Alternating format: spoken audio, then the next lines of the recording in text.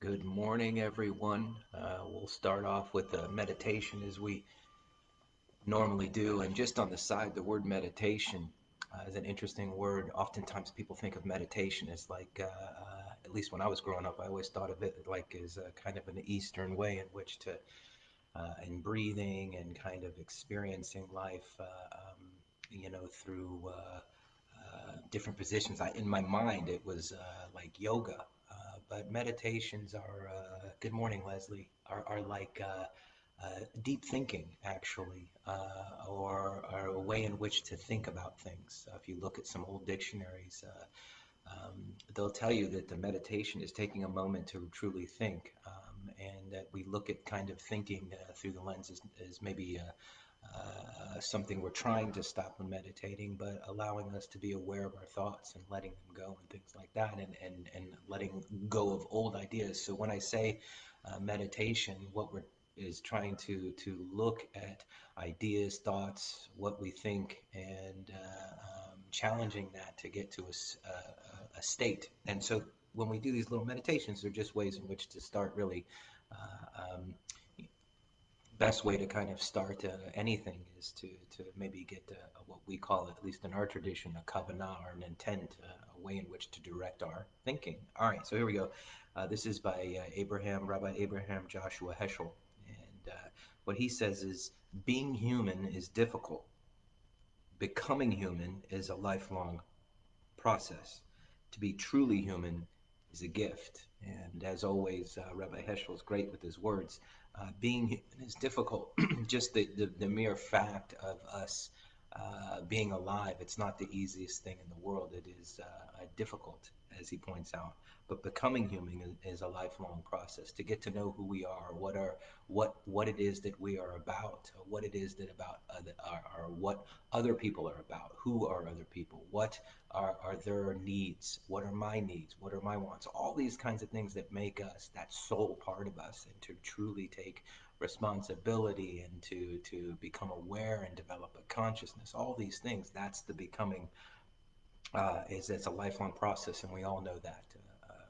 I can't continue being who I was last year or the year before. The assumption is that we are in process, that we are a human being that is in process, and that's a big part of becoming human. And to be truly human is a gift. What a blessing to understand our humanity. We've all met some people on the way who just kind of get it, and there's what a gift it is when people can the way I kind of understand it is that they're okay with them, they're okay with their being, they're okay with their humanity and their imperfections and their great power and their great powerlessness. And to me, that's something that I've always tried to achieve, is becoming more truly human. And we're going to talk about that a little bit today. Is that again, there's two things. One, there's a moment where one day we may be right in it, and the next day we might be not in it. One day we may feel as though we're in process, and the next day we may feel as though we're regressing, and that's part of the human condition as well. Part of it is recognizing that and having the consciousness. So when we look at this Mishnah that we're going to be looking at now, we're in Pirkei Avot chapter 5, and Mishnah 9, so it's 5:9, what the Mishnah says is there are four characteristic types among people. Okay, so they're going to break it down to four characteristic types. Oh, me, for it's like I always am a little hesitant when people break everyone down into two categories, four categories. As always, there's some kind of spectrum, and it's like there's only two kind of peoples in the world: those who put their shopping carts back and those who don't, right? And it immediately puts you in one of those places, but I don't think we're all as clear of where we stand in that. But here they're going to talk about four characteristic types, and the first one is the person that says, okay, so now they're going to say, it starts off the four characteristic types. This is an attitude that somebody has. They say, but this is a world outlook, or a state of being, or an attitude. Okay, and the attitude is, what is mine, and what is yours is yours. This is a median characteristic. So this is a Benonit, is what they say, but they're neither. I guess if we're going to look at it ethically, they're not really great. They're not really bad. They just are right down the middle of in between the median, right? They're just right down the middle. And I'll read that again. What is mine, and what yours is yours. So I'm concerned about mine. You be concerned about yours, and we'll just move through the day that way. And we all know that part of us. We all know that part of other people. We've all seen that. I'm going to be concerned with mine, and that's their problem, right? Their problems are their problems. My problems are my problems. But here's a great little twist to that. Some say, right, this idea of what is mine and what's yours, is the characteristic of the people of Sodom. And of course, you remember Sodom has become, at least in our tradition, the epitome of people who are evil and or just really selfish and self-centered human beings. And I won't get into all the story, but of course, Sodom was destroyed because of its attitude. And why would that be the down the middle? And I think one of the things is indifference. And actually Heschel says that I'm paraphrasing. Rabbi Heschel says this is that the true evil is indifference. Um, not really caring. Heschel also talks about being concerned, that one of the greatest human gifts is our ability to be concerned, to have concern. But when you're only concerned with your stuff, what does that say about me, right, as an individual, and not being concerned about others? What's mine is mine, and what's yours is yours. You be concerned with you, I'll be concerned with me. That's not obviously community building, and on one level, that could be considered to be the I think the linchpin, or the cornerstone, or I should say the foundation stone for evil. That's what you worry about. That I'll worry about me. Is the cornerstone. Not the, I like foundation stone for evil. That we're not concerned about the other. That we are concerned about our stuff. They be concerned about their stuff. Interesting. Um, so what is mine is yours, and what's yours is mine is an ignoramus, right? So somebody who's an idiot, for lack of a better translation. What is mine is yours, and what is yours is mine, right? So I just give you my stuff, and right, so we get that, right? And the person's what's mine is yours, and what yours is pious. So the idea here is that the constant sense of giving, the constant sense of really being. The pious person is really of the concern of the other. So understanding that when you pit two things, this, and then the other, I'm really concerned about the other. And then the final one is what is yours is mine, and what's mine is the wicked, right? So that everything is mine, everything is my concern. So when we look at other people, when we look at how we interact with other people, where we stand in that interaction will put us in one of these categories. And again, I'm not necessarily the person that says, obviously, we want to be the pious, or obviously, we want to be, and we don't want to be the ignoramus, and we don't want to, right? We can put ourselves in that category, but the real work is done when we see ourselves in everything, that we see ourselves at any given moment quite capable of being that person, and being aware that that's where we are then on this journey, this process, right? So at times I can behave very much like an idiot or an ignoramus. At other times I can behave much like a very pious human being, and at other times I can behave as an indifferent person, and at other times I can behave as they call it Rasha, right?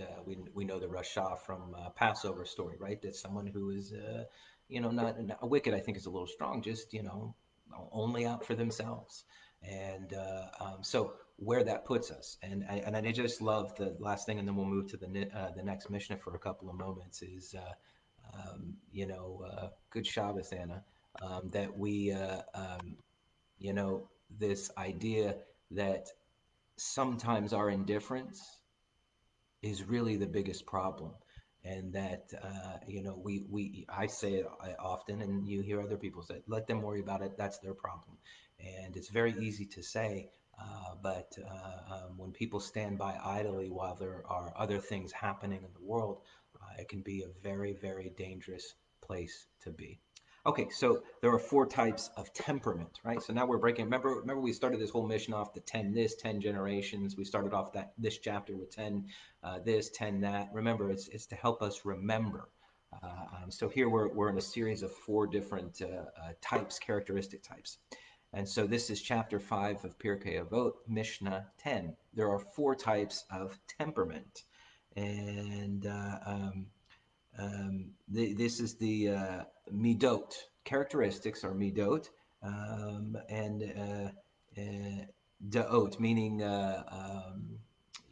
your, your I guess it's a good translation, your temperaments, but what's the your characteristics that are inherent in you, that makes you you.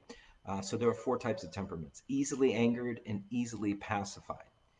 His loss is outweighed by his merit. Okay, so this is a person that's quick to anger, quick to, they're just a short fuse, but then they're back. And his loss is outweighed by his merit. And this is what's the loss? That the anger, of course, is you just uh, uh, um, it's too much. That the anger, and then imagine, at least this is how I read it. Is that when somebody gets very upset, very angry, where are you stuck? You're stuck in the anger. They might be over it really quickly, but you had the experience of that person being overly passionate. I've heard a lot of people say their anger is passion, right? But if you've run into somebody who's very angry or aggressive or upset all the time, and they might snap out of it quickly, but you're still left with it. You're still left with it. So his loss outweighs by his merit, hard to anger and hard to pacify. His merit is outweighed by his loss. So that's just the opposite. He's this is the stubborn individual, right? They're stubborn getting to the angry part, but once they're angry and once they've been moved, and let's look at anger is an extreme. Remember, much of what we're looking here is the exaggerated emotion, and then the other side of that exaggerated emotion, so that we can get a better understanding of the human condition. We're not always just angry and then right. So here it is that this person is slow to anger and slow to pacify, meaning that this is a slow process no matter what. Slow to anger and slow to pacify. That it takes time for the person to become emotionally moved. And, that's difficult as well. And here it says about that, his merit is outweighed by his loss. What's the loss? The loss is that you're waiting for the other thing, right? So then now they are perpetually angry and it takes forever for them to come back. Um, is hard to anger and easy to pacify is pious. So hard to anger and easy to pacify. That negative emotion, it's hard to get out of them, but they're really quick to come back to the positive. And easily angered and hard to pacify is wicked. That's the person that is really stuck. So what do we have? We have these four different characteristics, and again, if you look at it, it's not just about you being any one of these things. It's about looking at yourself at a certain situation. Where are you? Are you easily appeased, or are you easily brought to anger? Are you hard to bring to anger and then easily appeased? And you look at your relationships. And I love this because during the month of Elul, as we enter into the high holiday season, this is the perfect time to see, as we interact with people, how's your patience with people? Is it going quickly? These are kinds of these are heightened moments emotionally for many of us, and this would be the perfect time to kind of look and see where we are, do little spot checks during the day. In fact, this is really hopefully what for many of us have become, is these little moments during the day where we can just spot check and see where we are. No better way to start a day or start an afternoon than to take a little spot check and see where one is. So let's move on to the students real quick, and then we'll call it a day. There are four types of students, right? So what's a Talmud? There's four characteristics: quick to grasp and quick to forget. And if you've ever been a teacher, you've experienced this. But if you've ever been a parent, right, you've ever been somebody who interacts with people that you're mentoring, This is a great one, and there are four people. And again, this is where are they at in any particular moment? You could have one student that's great one day, and then the very next day, who knows? And then the very next day, best student ever, and then the next day, who knows? Okay, so there are four types of students: quick to grasp and quick to forget. His gain is overridden by his loss. So quick to grasp and quick to forget, right? They bring it all in, and I've done this before. I get it, I get it, I get it, and then it just doesn't stick. Uh, um, it's gone, right? So I got it, not really the best situation. Slow to grasp and slow to forget. His loss is overridden by his gain. Uh, um, they bring it in, it takes a very, very long time, and then it's in there. Quick to grasp and slow to forget. This is a good portion, right? That you get it quickly, and you understand it, right? That's the ideal, right? And then slow to grasp and quick to forget. This is a bad portion. In other words, uh, um, you don't get it, and then you just never really retain it. And what I like about this one is that we have to meet people where they are and know where they are in that particular subject, right? So some people are better at this, some people are better at that, and know what kind of student you are working with, and then work backwards that way. Because if you are aware of what kind of student, isn't it easier then to meet them where their needs are? How are we doing? You know what? We're gonna stop there because we're gonna pick up next Monday with Shabbat Shalom.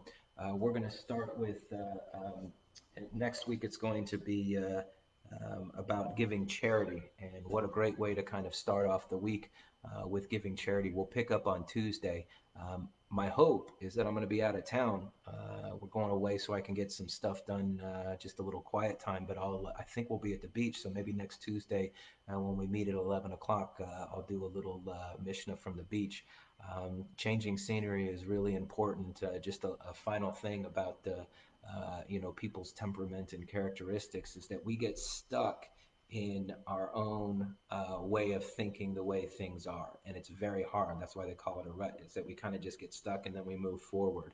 And so what's really important that on a regular basis we switch up the way we normally do things. So if you're always waking up at 6:30, maybe take a week and wake up at 6:15. Notice I went the other way, not right. Wake up earlier. But if we change our routine a little bit, then we can get a little bit different perspective.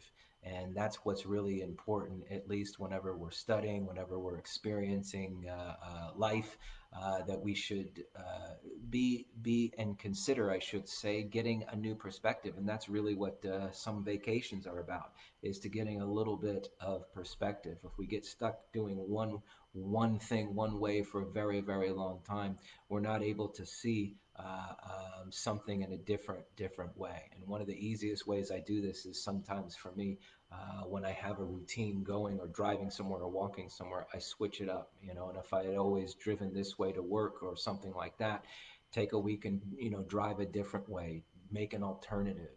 And these are simple things we can do. And what's really interesting is like little actions like that can help change our perspective. One of the biggest challenges of being a human being, at least in my experience, is being stuck in that little bit of a rut.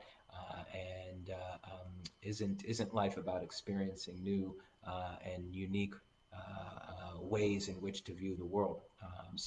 Hopefully this Shabbat, as we enter into this Shabbat, we're able to see the world maybe through just a little bit different pair of glasses. All right, have a wonderful day. We'll end right now.